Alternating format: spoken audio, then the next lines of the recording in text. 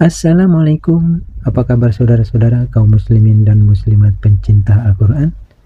Sebagaimana biasa, berjumpa lagi dengan saya di channel Endang Pihak. Pada kesempatan kali ini, saya akan melanjutkan kembali panduan untuk memandu atau membimbing saudara-saudara kaum muslimin dan muslimat pencinta Al-Quran yang belum mengerti tentang posisi-posisi atau keberadaan tajwid yang ada di dalam Al-Quran. Tonton terus videonya sampai selesai agar supaya saudara-saudara kaum muslimin dan muslimat pencinta Al-Quran dapat memahami dan mengerti penjelasan-penjelasan mengenai posisi-posisi dan keberadaan tajwid yang ada di dalam Al-Quran surat Al-Baqarah ayat yang ke-96 ini. Dan jika saudara-saudara suka dengan video ini, jangan lupa untuk di-subscribe agar supaya saudara-saudara tetap mendapatkan pengetahuan tajwid berikutnya. Baiklah saudara-saudara, saya bacakan dulu ayatnya. A'udzu billahi minasyaitonir rajim. Bismillahirrahmanirrahim. Wa minal ladzina asyraku yawaddu ahaduhum law yu'ammaru alfa sanah wa ma huwa bimuzakhzihi minal adzabi ay yu'ammar wa ma huwa bimuzakhzihi minal adzabi ay yu'ammar Wallahu basirum bima ya'malun.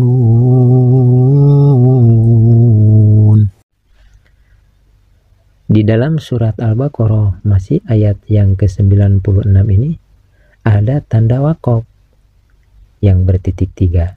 Tanda wakof yang bertitik 3 ini biasanya selalu berdekatan atau bergandengan. Untuk menentukan berhentinya bacaan atau mewakofkan bacaan harus pada salah satu titik 3 ini. Jadi tidak boleh berhenti pada keduanya. Dan selanjutnya ada bacaan wa minal ladzina asyraku. Pada bacaan ini ada huruf alif. Ada huruf lam yang bertasdid. Ini dinamakan alif lam samsiah. Dan selanjutnya ada huruf za atau huruf dzal yang berbaris kasroh menghadapi huruf ya sukun. Ini dinamakan mantomi'i yang harus dibaca panjang. Panjang bacaannya 2 harakat. Dan selanjutnya ada huruf ro yang berbaris fathah. Huruf ro yang berbaris fathah ini harus dibaca tafhim, yaitu dibaca tebal, karena huruf ro ini berbaris fathah. Dan selanjutnya ada huruf kaf yang berbaris doma menghadapi huruf wawu sukun. Ini dinamakan mantobi'i. Namun mantobi'i ini tidak boleh dibaca 2 harakat karena dihentikan membacanya disebabkan ada tanda wakof titik 3 ini. Jadi untuk membacanya hanya dibaca panjang 1 harakat saja atau 1 ketukan saja. Dan selanjutnya ada bacaan yawaddu ahaduhum law yu'ammaru alfasana. Pada bacaan ini ada huruf mim sukun menghadapi huruf lam. Menurut hukum mim mati ini dinamakan idhar. Dan selanjutnya ada huruf lam yang berbaris fathah menghadapi huruf wawu sukun. Ini bukan mad layin, tapi hanya dinamakan layin saja, karena yang dinamakan mad layin dihentikan membacanya. Dan selanjutnya ada huruf mim yang bertasdid. Huruf mim yang bertasdid ini harus dibaca guna, yaitu dibaca dengung ke hidung. Panjang dengungannya sekitar 1,5 alif atau 3 ketukan. Dan selanjutnya ada huruf ro yang berbaris doma. Huruf ro yang berbaris doma ini harus dibaca tafhim, yaitu dibaca tebal, karena huruf ro ini berbaris doma. Dan selanjutnya ada huruf alif, ada huruf lam sukun menghadapi huruf fa. Ini dinamakan alif lam komariah. Dan selanjutnya ada huruf ta marbutoh yang berbaris kasrotain atau berbaris tanwin kasroh menghadapi huruf wawu. Ini dinamakan idgham bi gunnah bila mana disambungkan membacanya. Namun bila dihentikan membacanya, maka huruf ta marbutoh yang ada pada kalimat sanatin ini harus dibaca ha. Tidak boleh dibaca sanatin, tapi harus dibaca al-pasanah. Dan selanjutnya ada bacaan wa ma huwa bimuzahzihihi. Pada bacaan ini ada huruf mim yang berbaris fathah menghadapi huruf alif mati. Ini dinamakan mantobi'i yang harus dibaca panjang. Panjang bacaannya 2 harakat. Dan selanjutnya ada huruf ha yang berbaris kasroh berdiri, didahului oleh huruf yang hidup, yaitu huruf ha yang berbaris kasroh. Ini dinamakan mansilah kosiroh yang harus dibaca panjang. Panjang bacaannya 2 harakat. Dan selanjutnya ada huruf alif, ada huruf lam sukun menghadapi huruf ain.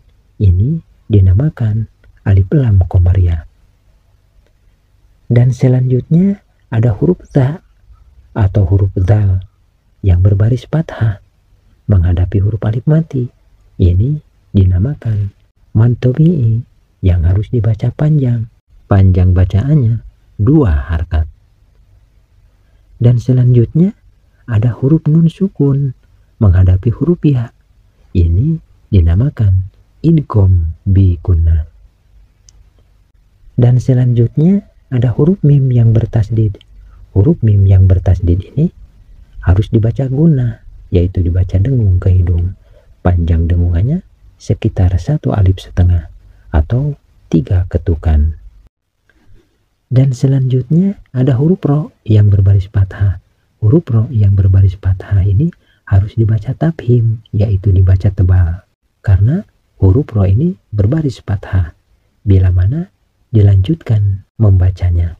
Namun bila mana diwakofkan atau dihentikan membacanya, maka huruf ro yang ada pada kalimat yu'ammar ini harus disukunkan dan tetap ditafhimkan atau ditebalkan membacanya. Dan selanjutnya ada tanda wakof. Tanda wakof ini dinamakan wakof aula. Artinya lebih utama bila dihentikan membacanya. Dan selanjutnya ada bacaan wallahu basirum bima ya'maluna. Pada bacaan ini ada kalimat Allah. Kalimat Allah ini harus dibaca tafhim, yaitu dibaca tebal, karena kalimat Allah ini didahului oleh huruf yang berbaris fathah, yaitu huruf wawu. Dan pada kalimat Allah ini ada huruf lam yang berbaris fathah berdiri. Ini dinamakan mantobi'i yang harus dibaca panjang. Panjang bacaannya 2 harakat. Dan selanjutnya ada huruf shod yang berbaris kasroh menghadapi huruf ya sukun. Ini dinamakan mantobi'i yang harus dibaca panjang. Panjang bacaannya 2 harakat. Dan selanjutnya ada huruf ro yang berbaris domatain atau berbaris tanwin doma. Huruf ro yang berbaris tanwin doma ini harus dibaca tafhim, yaitu dibaca tebal, karena huruf ro ini berbaris domatain atau berbaris tanwin doma. Dan selanjutnya masih pada huruf ro yang berbaris domatain atau berbaris tanwin doma menghadapi huruf ba. Ini dinamakan iklab. Dan selanjutnya ada huruf mim yang berbaris fathah menghadapi huruf alif mati. Ini dinamakan mantobi'i. Ini dinamakan mantobi'i yang harus dibaca panjang. Panjang bacaannya 2 harakat. Dan selanjutnya ada huruf lam yang berbaris doma menghadapi huruf wawu sukun. Ini dinamakan mad tabi'i. Namun mad tabi'i ini menghadapi huruf yang hidup, yaitu huruf nun yang berbaris fathah dan dihentikan membacanya. Maka kedudukan mad tabi'i ini berubah menjadi mad arid lisukun yang harus dibaca panjang. Panjang bacaannya 6 harakat. Baiklah saudara-saudara kaum muslimin dan muslimat pencinta Al-Quran, demikianlah panduan ini, semoga mudah dipahami. Dan panduan ini saya cukupkan dulu sampai di sini. Dan untuk panduan selanjutnya, insya Allah akan saya lanjutkan pada kesempatan berikutnya. Semoga panduan ini bermanfaat. Akhirul kalam. Wassalamualaikum warahmatullahi wabarakatuh.